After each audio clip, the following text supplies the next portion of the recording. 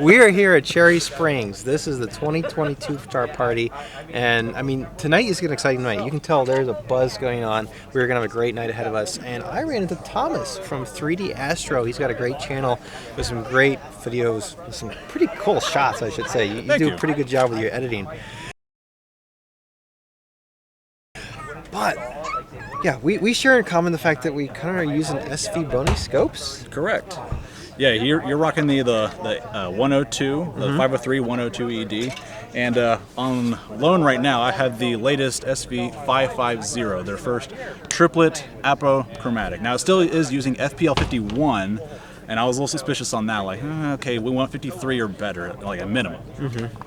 But, I mean, I got a test shot, not at home before I even left for here, comparing it both with the 80 ED I already had to this one, and stars I thought had big blue halos or just blue in nature actually turned out to be like kind of reddish orange. Like, it really pulls that blue in, so there's a lot of hope for this right now. That's good, yeah. I know this guy here, like, I really haven't used too many test shots with it, but I primarily shoot one filter at a time. Okay. So, you know, it's not as essential for me to have a perfect apo, but I'll tell you one thing, though, that the coatings on glass has a major effect on chromatic aberrations. I know the Sharp Star that I have over there, the two element groups that I have, they're the exact same pieces of glass. It's just one of them is coated differently than the other, and that difference in coating just had an outrageously negative effect on the chromatic aberrations in the scope, essentially. But now, you said yours is on loan from SVBONY, right? Yes, yeah, they sent to me, no cost to me. They actually cut it out extremely quick. I mean, I got the saying, hey, your thing is shipped, and it was shipped out from Hong Kong, and it made it in 3 days. I never had anything shipped overseas that fast, but man, they really did put the expedite in expedite. So I bought a Pen F for my wife. That came from Japan too. okay.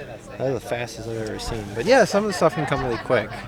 Now, this guy, of course, the 503, the 102 millimeter that I have, this is a doublet, and yours is a triplet. Correct. So this is probably going to be their higher end line, I'm guessing. Yeah, I think they're pretty proud to actually wrote fully mode-decoded triplet APO in there, so they don't want to let you forget. Yeah. They're proud of that one.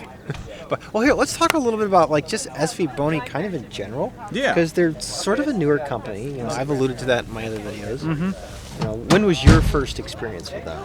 I think it was probably years ago, back when I knew him for only having just the inexpensive filters, like the light pollution filters, like red RGB, a 12 nanometer HA filter. I'm like, okay, I'll give that a try. It was the first time getting in a narrow band. I'll get my feet wet with this. It's like $70. Why not? And then from there, I'm like, well, I really like their their guide scope as well, and other little things here and there.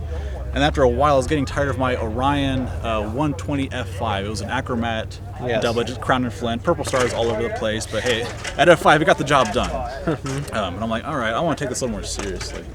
I don't want to drop $1,000 for an APO, because I know what focal length I want, somewhere around 500, somewhere around there. But I just don't want to drop $1,000. So came across this one. I think it was on Amazon I first found it. And yeah, I think it was around $350. It was on a sale price. I'm like, why not? Let's give that a try.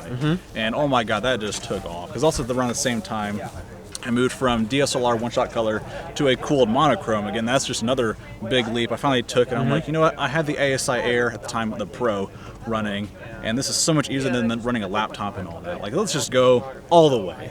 And so by saving a whole lot of money on the 80 ED, that's how I was able to more easily afford the filter wheel, the filters, which are 3 nanometer Antlias in there right now. So it's Nice. almost about $300 a filter. Yeah. But once I got a taste of one, like I need all three now.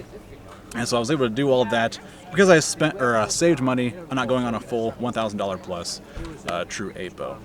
But the 503, as I mentioned in my review video, it does suffer a little bit, even with monochrome, from some blue halos. Nothing horrible. There's no purple in there. It's just, you know, the blue, it'll bloat a little bit. Yeah. It'll see.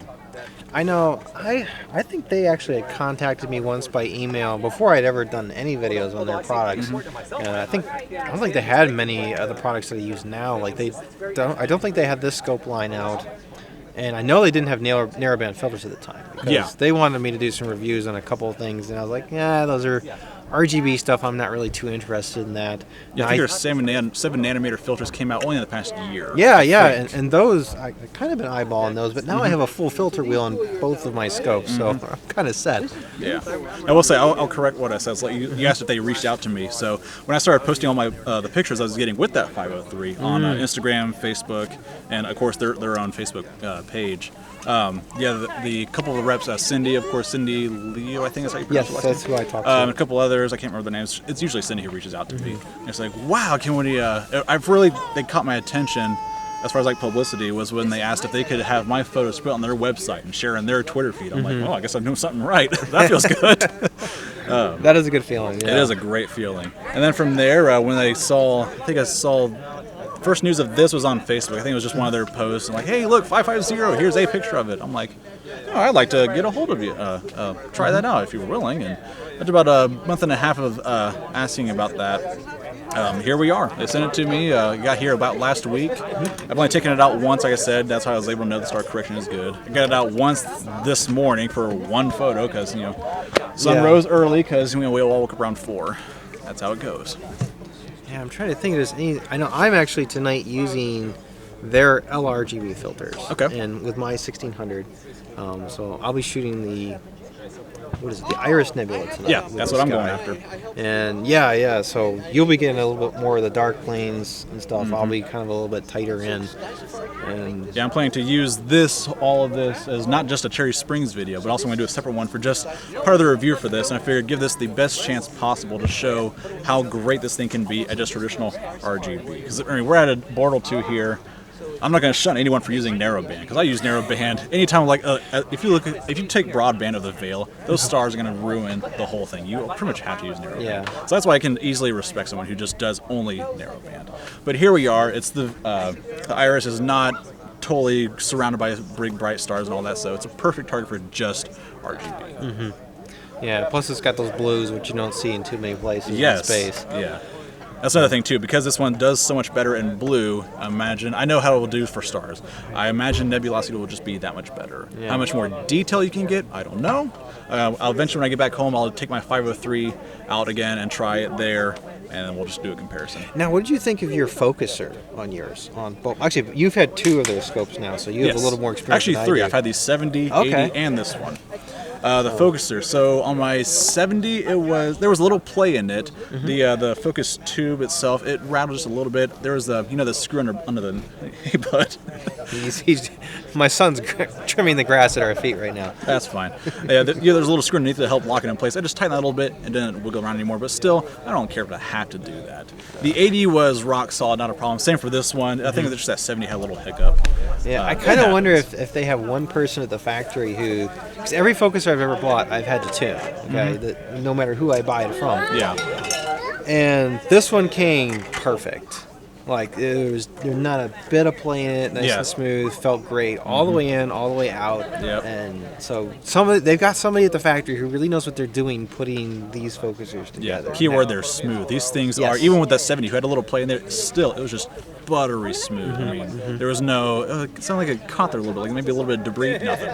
Just smooth. And I was surprised that there is a tiny little bit of backlash in these because these There's are geared. a little bit. Yeah, these have gears in them. It's not a what's the other type? Crayford style. Yeah, These are not it is rack Crayford and pinion. focusers. Yeah, it's rack and pinion. But for a rack and pinion focuser, there was very, very little backlash. Yeah, I know in the Facebook or Amazon reviews at least, people were bashing it for that specific reason. But I mean, I got it, I tried it, I'm like, I don't know what they're complaining about, honestly. But I think it works great.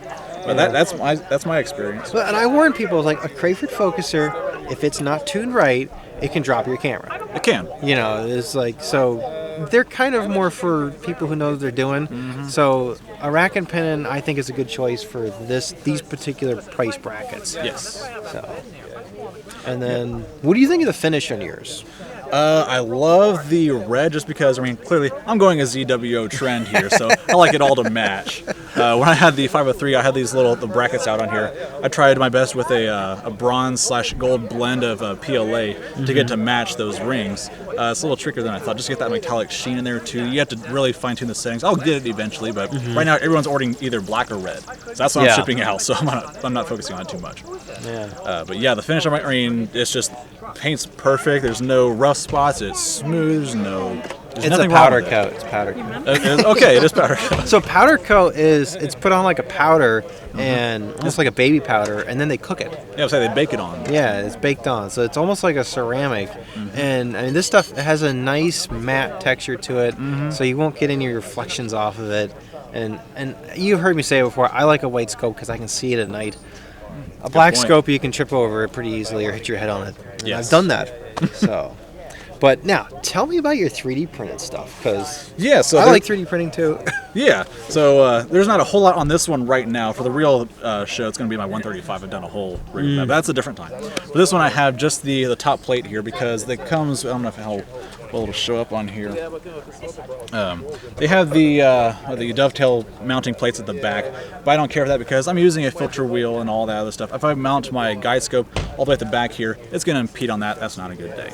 Yeah. So with my 503, I went ahead for all the models, the 70, 80, and the 102. I made this little plate here that will allow me to attach the ASI Air or whatever else you use. I even have some demonstration photos on my website. If you want to just put a whole other DSLR on here, you can catch a tight field and a wide one all in one go. And I see your plate has like a groove, so you can move things forwards and backwards, probably for balance. More just for getting it space. Like if you see on the AS, it's hard to see on here. On the, I'll just move the whole thing. For the ASI Air here, that's not going to work at all. I have some of the cables coming out from the side. Those for the power cables. If I had those perfectly lined up, those cables are going to impede on the guide scope or whatever else I have over there. So I want to have that staggering function. I also have it set up so I can do the Arca Swiss clamps, which I prefer. I just think they're just more stable. But for those who want the traditional dovetail plate, they're also able to accept that. It's funny because Arca Swiss, it's a little bit of a newer standard, but like we had older standards that were. One set was smaller, one set was much larger.